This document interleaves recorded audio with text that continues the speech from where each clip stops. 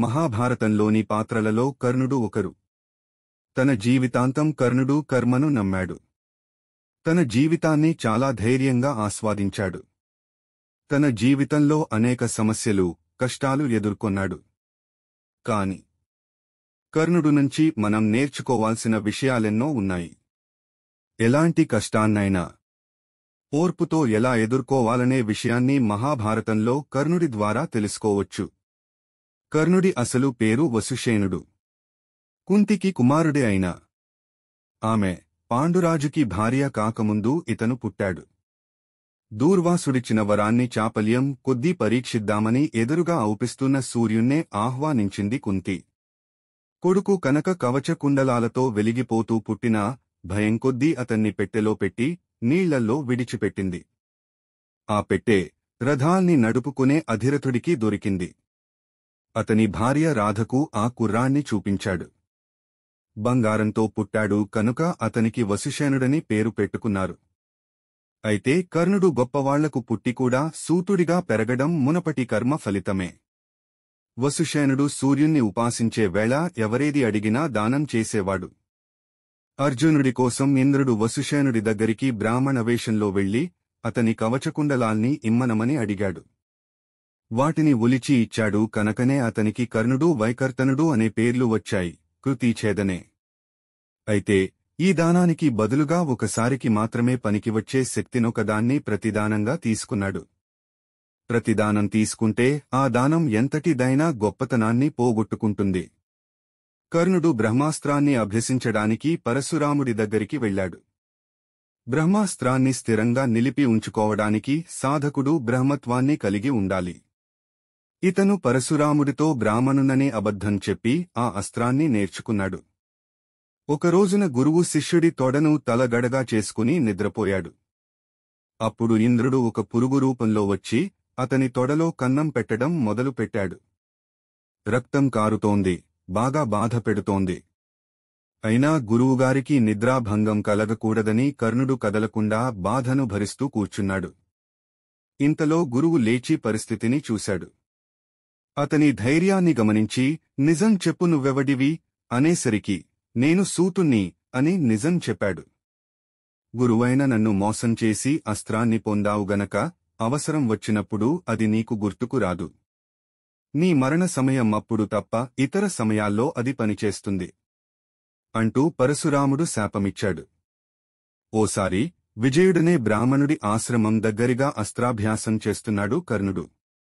అజ్ఞానం కొద్దీ, అజాగ్రత్త కొద్దీ ఆ బ్రాహ్మణుడి హోమధేనువు తాలూకు దూడను చంపాడు.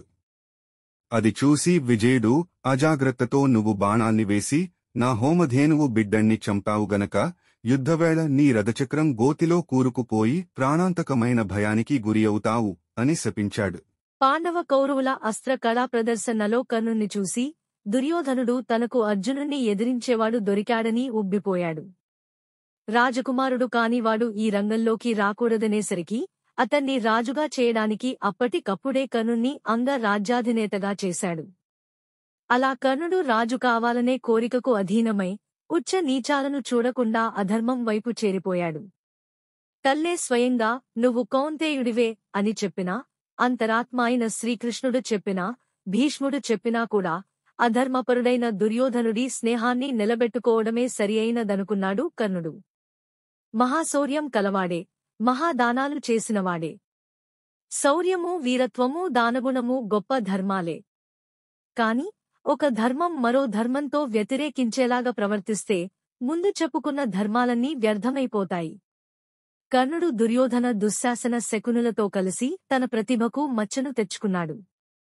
అందుకనే అతనికి గురుశాపమూ బ్రాహ్మణుడి శాపమూ వచ్చిపడ్డాయి.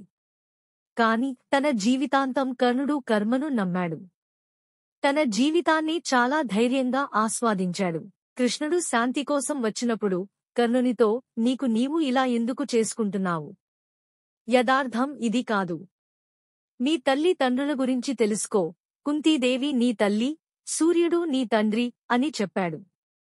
కర్ణుడు తట్టుకోలేక ఒక్కసారిగా విలపించాడు.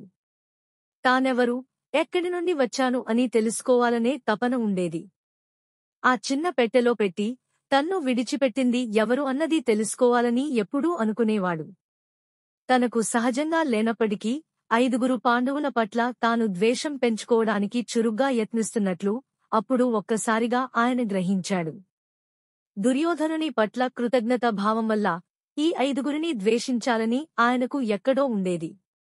తన హృదయంలో ద్వేషభావం లేనప్పటికీ నిరంతరం కృషి చేసి ఆయన అందరికంటే చెడ్డవాడు అయ్యాడు. శకుని ఒక నీచమైన సలహా ఇస్తే అంతకన్నా నీచమైంది తాను చెప్పేవాడు. ఇంతేకాక అక్కడితో ఆగేవాడు కాడు. ఎందుకంటే దుర్యోధనుడు తనకు చేసిన దాని పట్ల కృతజ్ఞత, విశ్వాసాలను నిరూపించడానికి ప్రయత్నిస్తూ తాను ద్వేషభావాన్ని పెంచుకునేవాడు.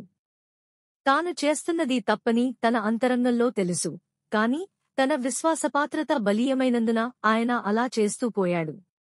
ఆయన ఎంతో అద్భుతమైన వ్యక్తి కాని నిరంతరం తప్పులు చేసేవాడు. మనందరి జీవితాలు అంతే. మనం ఒక తప్పు చేస్తే దాన్నుండి కోలుకోవడానికి 10 సంవత్సరాలు పడుతుంది. అవునా కాదా? ఆయన ఎప్పుడూ కోలుకోలేదు. ఎందుకంటే ఆయన ఎన్నో తప్పుడు దారులకు తిరిగాడు.